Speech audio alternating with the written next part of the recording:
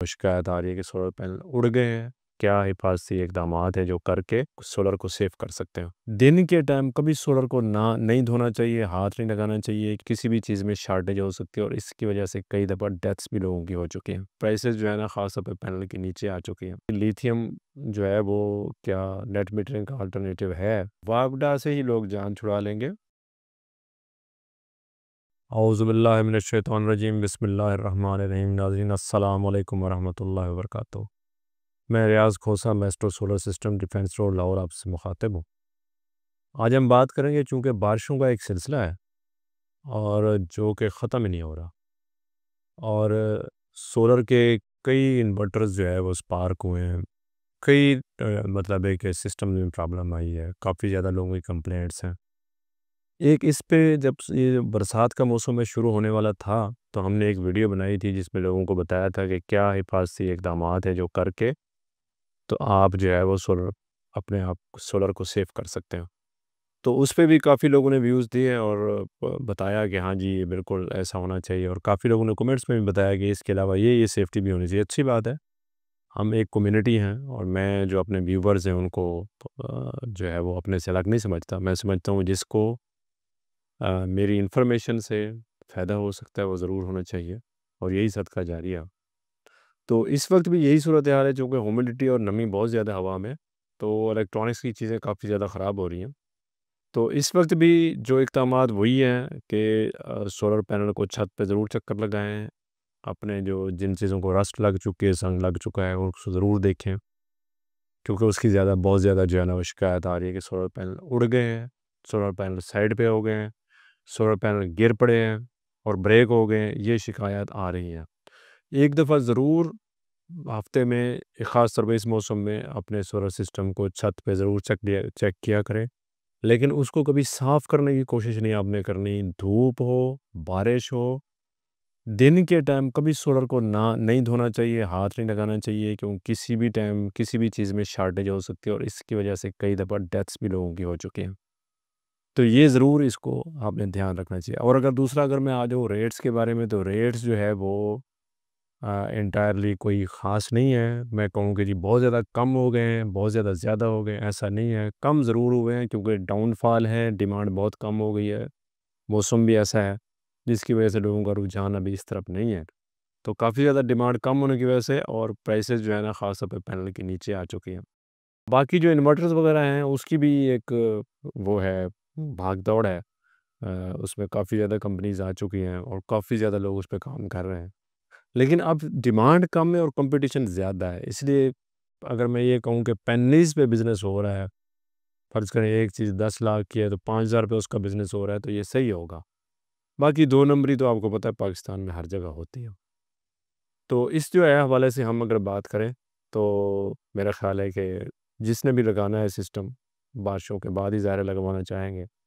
तो इस वक्त जो है वो काफ़ी ज़्यादा प्राइसेस नीचे हैं। और जो दोस्त अब आप कहते हैं कि जी लिथियम जो है वो क्या नेट मीटरिंग का अल्टरनेटिव है, तो इसमें कोई शक नहीं अल्टरनेटिव है। प्राइसेस कम हो रही हैं लिथियम की और मैं उम्मीद करता हूँ इंशाल्लाह ताला अगले साल तक पाकिस्तान में प्राइसेस जो है वो लिथियम की और कम हो जाएगी। तो ये अल्टरनेटिव बन जाएगा वापडा का, सिर्फ नेट मीटरिंग का नहीं, वापडा से ही लोग जान छुड़ा लेंगे और इसी की तरफ लोगों का अब रुझान है। और जो लोग नेट मीटरिंग करेंगे चूँकि वो ख़दशात बहुत ज़्यादा हैं, इस वजह से लोग जो है ना एक दफ़ा रुक चुके हैं। वो ये सोचते हैं कि पता नहीं वापडा या सॉरी लेस्को या हमारे साथ बाकी जो कंपनीज़ हैं जो है गवर्नमेंट के जो है बाकी जो डिस्कोज़ के मामलात हैं वो पता नहीं किस रुख जाते हैं। क्या वो बिल्कुल ही ख़त्म कर देंगे नेट मीटरिंग को या कोई उस पे फ़ाइन लगा देंगे या कुछ और मसले हो जाएँगे। तो इसलिए हर बंदा देख रहा है कि गवर्नमेंट क्या पॉलिसी अख्तियार करती है, क्योंकि अभी मुबा में गवर्नमेंट खुद जो है ना वो डिक्लेयर नहीं कर रही कि किस सूरत हाल में क्या होगा। कभी वो कहते हैं हाँ जी ऐसा नहीं होगा, कभी कहते हैं जी नहीं ये सारा बर्डन अब बाकी यूज़र्स को पड़ रहा है इसलिए हम ये करेंगे।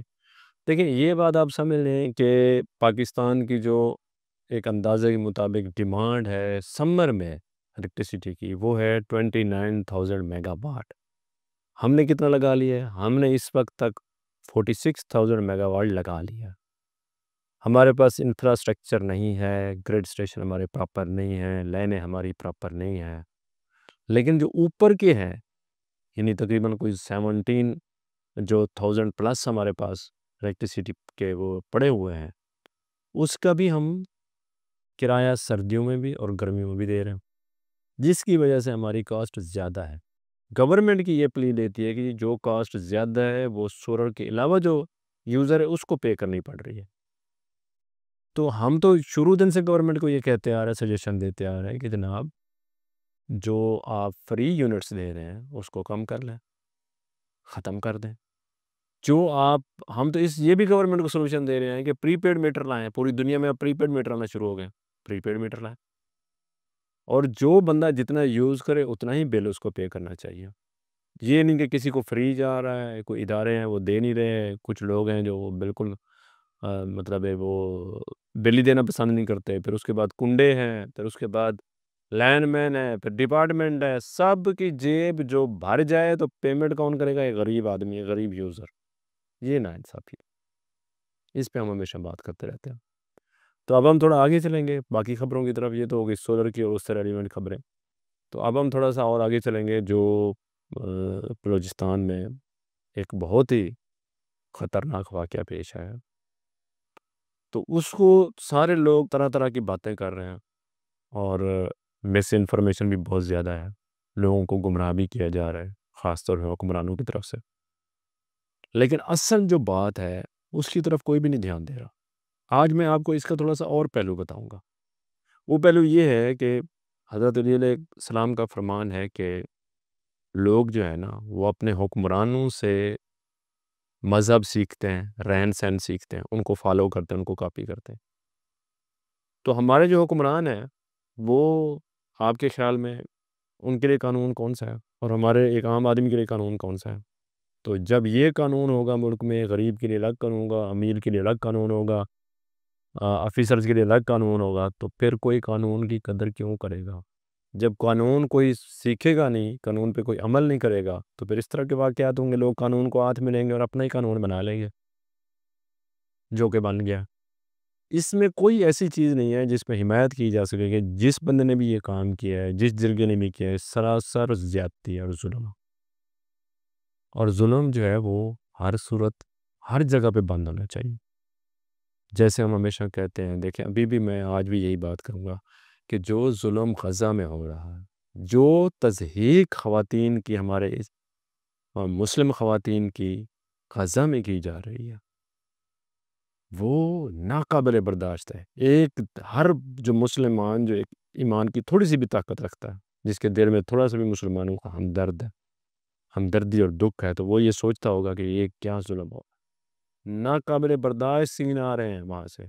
लोग पूरी उम्मा को बुला रहे हैं कि आएँ हमारी हेल्प करें, हम मिट्टी खाने पे मजबूर हैं, लेकिन कोई ऐसा करने नहीं दे रहा।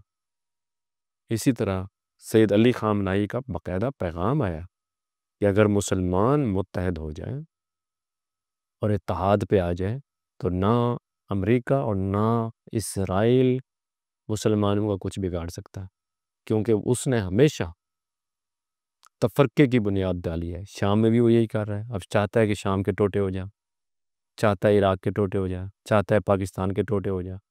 हर उस मुल्क के टोटे हो जाएँ जिससे उसको ख़तरा है।